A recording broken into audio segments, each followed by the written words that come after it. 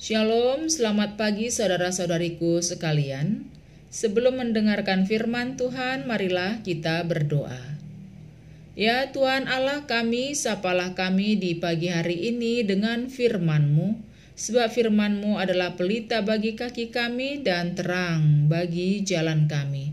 Inilah kami Tuhan, umat-Mu yang sudah siap mendengarkan firman-Mu. Amin. Jemaat sekalian, firman Tuhan bagi kita tertulis pada Kisah Para Rasul pasal 13 ayat 33. Telah digenapi Allah kepada kita keturunan mereka dengan membangkitkan Yesus seperti yang ada tertulis dalam Mazmur kedua. Anakku engkau, aku telah memperanakkan engkau pada hari ini.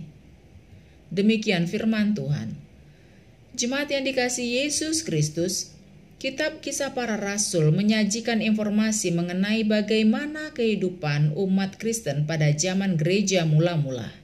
Pada saat itu, Paulus dan sahabatnya yang bernama Barnabas melakukan perjalanannya ke Antiokhia.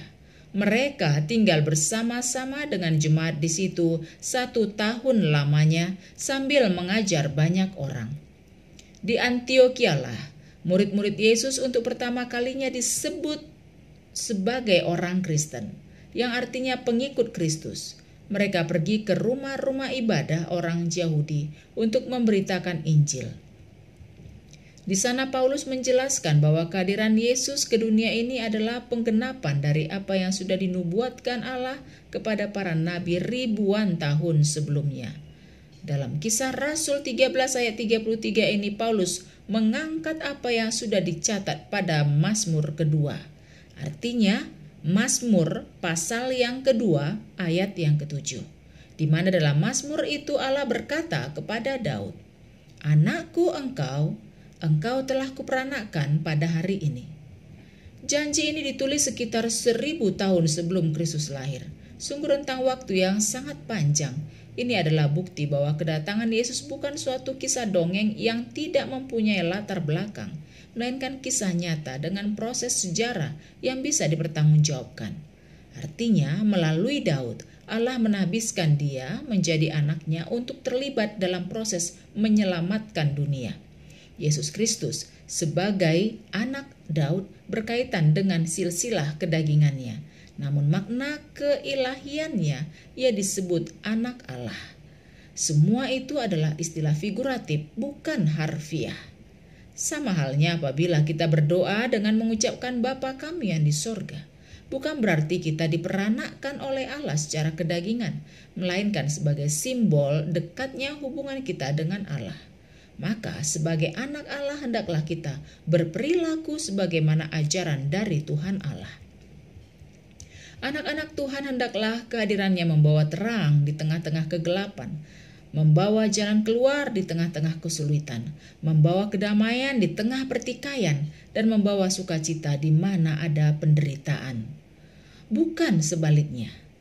Sebagai anak Tuhan, bila ia seorang ilmuwan yang diberi otak jenius, jangan membuat karya yang menghancurkan peradaban manusia, yang menciptakan temuan-temuan yang bisa membuat pembunuhan massal, entah temuan berupa virus atau semacamnya yang berakibat membuat banyak orang menderita dan membunuh orang-orang yang tidak bersalah. Bila dia seorang anak Tuhan yang diberi kondisi ekonomi yang lebih kuat dari orang lain, mari membuka hati dan mengulurkan bantuan di tengah-tengah kondisi lingkungan yang sedang mengalami kesulitan ekonomi. Bila ada yang mempunyai banyak peluang bisnis dalam kondisi sulit seperti saat ini, jangan kiranya meraup keuntungan tanpa peri kemanusiaan. Bila ada anak Tuhan yang memangku jabatan, marilah gunakan kesempatan itu sebagai alat Tuhan untuk menolong ciptaan Tuhan lainnya. Bila kita merasa tidak punya apa-apa untuk bisa dibagikan kepada orang lain, paling tidak janganlah membagikan hal-hal yang bisa memperburuk keadaan. Jemaat yang dikasihi Yesus Kristus, sebagaimana jemaat di gereja mula-mula yang lebih banyak beribadah di rumah. Saat ini, di tengah-tengah wabah COVID-19, Tuhan memberi banyak waktu bagi kita untuk membenahi keluarga kita. Bila kita saat ini sudah mulai jenuh di rumah, mari tetap bersyukur. Sebab banyak orang di luar sana tidak bisa seperti kita tinggal di rumah karena tuntutan pekerjaannya sebagai para medis, dokter, perawat, tenaga farmasi, dan yang terkait langsung dengan penanganan kasus COVID-19. Keluarganya cemas namun tidak bisa berkata apa-apa, dan masih banyak contoh lainnya. Maka sebagai anak Tuhan, marilah kita menyikapi kondisi sekarang ini dengan penuh hikmat dan tetap berharap semoga persoalan COVID-19 ini segera berakhir. Namun selagi persoalan ini masih Tuhan izinkan ada di hadapan kita, Ia pasti memberikan kemampuan untuk beradaptasi dan berhikmat menjalani kondisi ini. Amin. Marilah kita berdoa. Ya Tuhan, Allah kami, inilah anak-anak-Mu yang memohon kehadirat-Mu. Mampukan kami untuk bersama-sama bangkit, memberi dampak positif untuk keluarga dan lingkungan kami, agar dalam hidup kami ini kami dapat menunjukkan jati diri kami sebagai anak-anak Tuhan yang membawa damai, sukacita, dan kebahagiaan di sekitar kami. Terima kasih Bapa. Dengarkanlah doa kami. Dalam Yesus Kristus kami berdoa. Amin.